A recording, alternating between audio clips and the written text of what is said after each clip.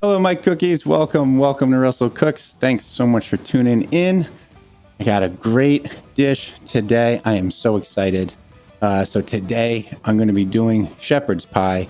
A little twist on it. All right. Now we all know there's two out there. There's shepherd's pie, cottage pie. Cottage traditionally, I think, is made with beef, while shepherd's is more of a lamb. I'm going to combine the two. I'm going to call it shepherd's pie because why not? Got a little bit of lamb in it. And we're going to be doing the mashed potato topping. It's going to be it's the ultimate comfort food. It's made a lot of the time during the year around St. Patty's Day. It's just a very traditional, very homey, very cozy. Lots of history with this dish. This is a cast iron recipe. Can you do this in a skillet? Yes. I like the cast iron. I do. It's got higher sides, really can hold a lot of food. Presentation, it just looks fantastic. Goes right into the oven. It's got the short little handle so it can fit in even moderately sized ovens.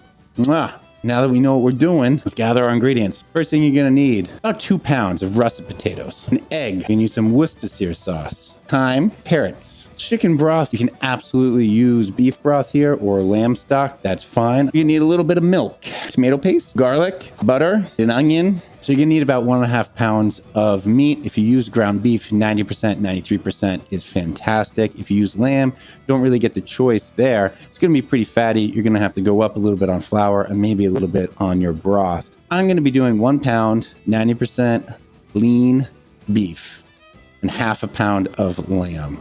Now, I like this because you get a little bit of that lamb flavor, but it doesn't become overpoweringly gamey, which some ground lamb can lead to if it was only ground lamb. But that's why it's called shepherd's pie. You had your ground lamb. Kind of have to include it. Now that we've gathered our ingredients, let's get cooking. First thing we got to do is get these potatoes in a pot, cover them with cold water, bring them up to a boil, cook them for about 8 to 10 minutes, and then we'll mash them.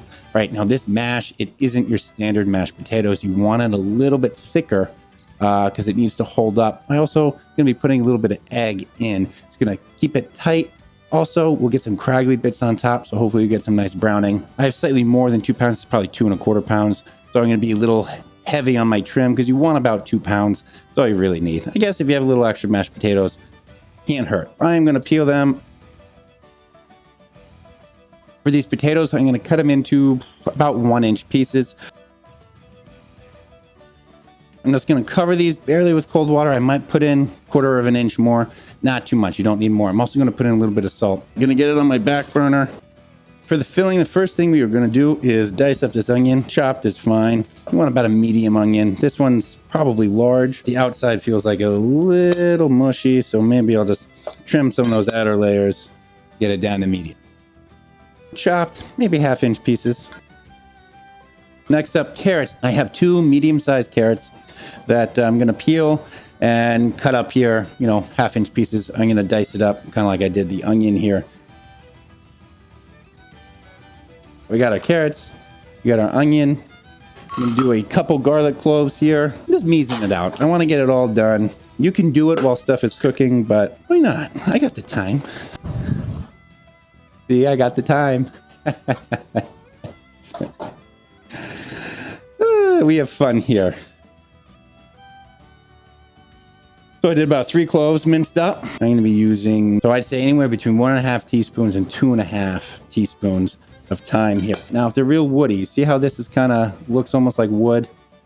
And this is more green and tender. You can cut up this green tender bit and count that towards thyme. But if you have really woody stems, peel it off, and you can take it like this, you just run your fingers and boom, get the thyme off. Now, if you don't have a lot of time to do that, you can just do this. Don't do this if you own a restaurant. I'm going to be adding it with my garlic. We'll put it together on the plate. Get these potatoes on the back burner, and let's get going. Put this on the back burner. It's coming up to a boil. Do 2 tablespoons butter here. Get it in the cast iron pan. All right, I got my cast iron pan over medium heat. It's going to take 3 to 5 minutes to get hot and get that butter melted. Once that's melted, we'll start adding our ingredients. Hopefully this gives our potatoes time to cook and we can multitask. Our butter's melted. Our onions and carrots are going in here. I'm also going to add about 1/2 teaspoon of salt here. Just going to cook these until they're soft, and that's going to take about 5 minutes. For the chicken broth, I'm going to do 1.5 cups. Now I'm going to err on the side of not enough. I can always add a little bit more. It makes it tough to cook it off. You might overcook the meat and veg and whatnot.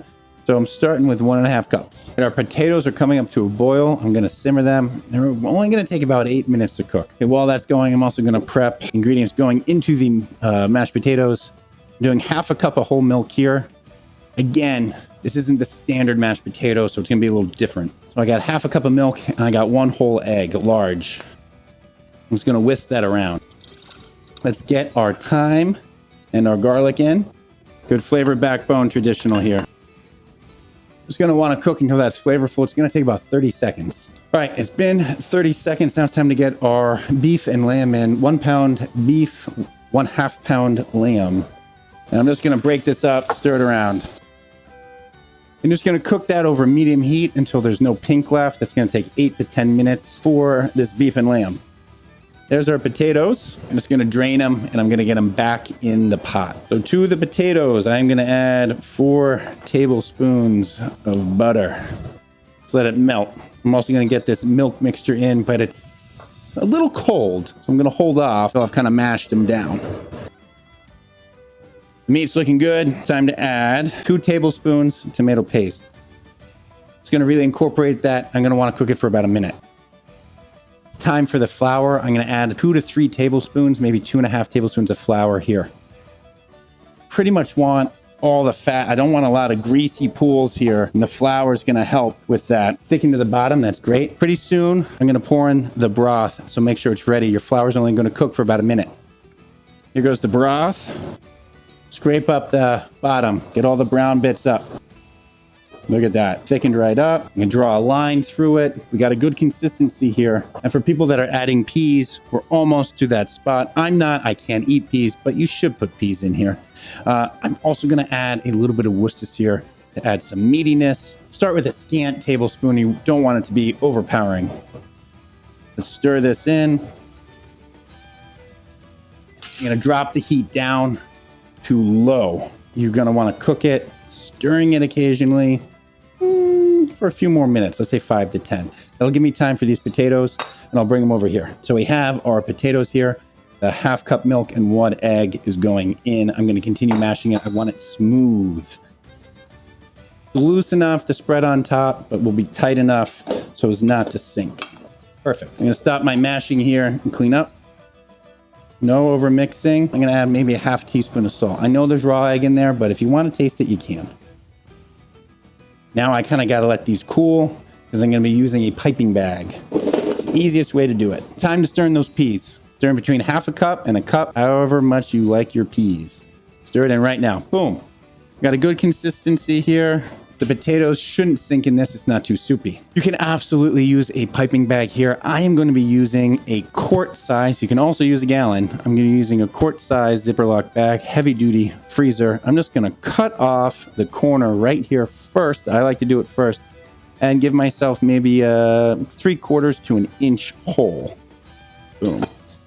Cut it. Make sure that piece ends up in the trash. Now let's get these mashed potatoes in. And it's going to take me 2 or 3 loads here to get it done.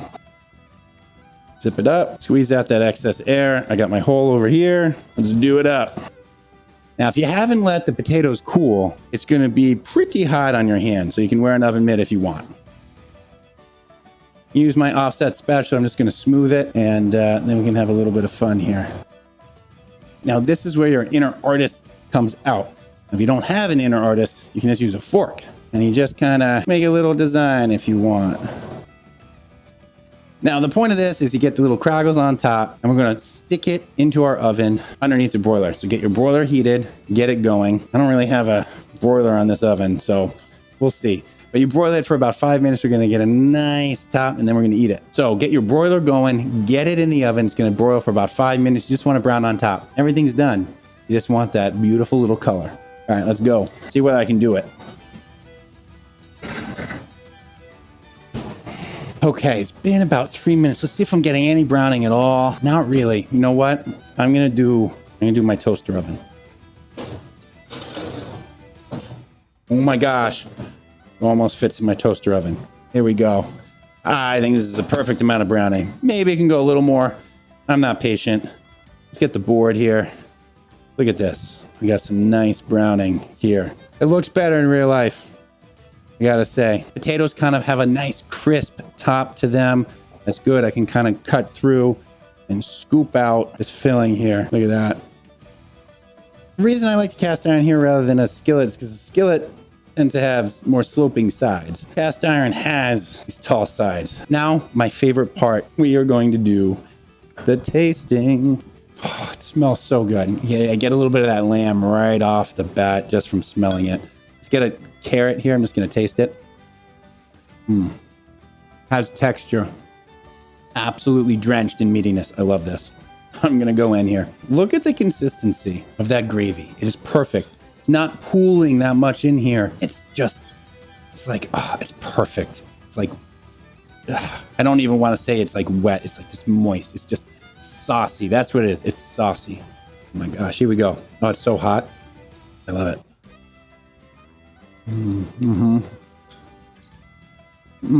The potatoes here are on point. Maybe a teeny bit more salt, but they taste exactly like potatoes. So if you have like mashed potatoes or whatnot, sometimes they take on that butteriness or a little bit of that sour cream that you put in, and it's a meld of the potatoes and the butter. This just tastes like potatoes, which is perfect. This is a steak and potato like pie. What more do you want?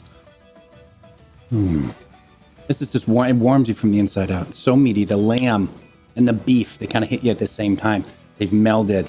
It's not super gamey, but you get that lamb flavor. That's why we cut the lamb with the beef.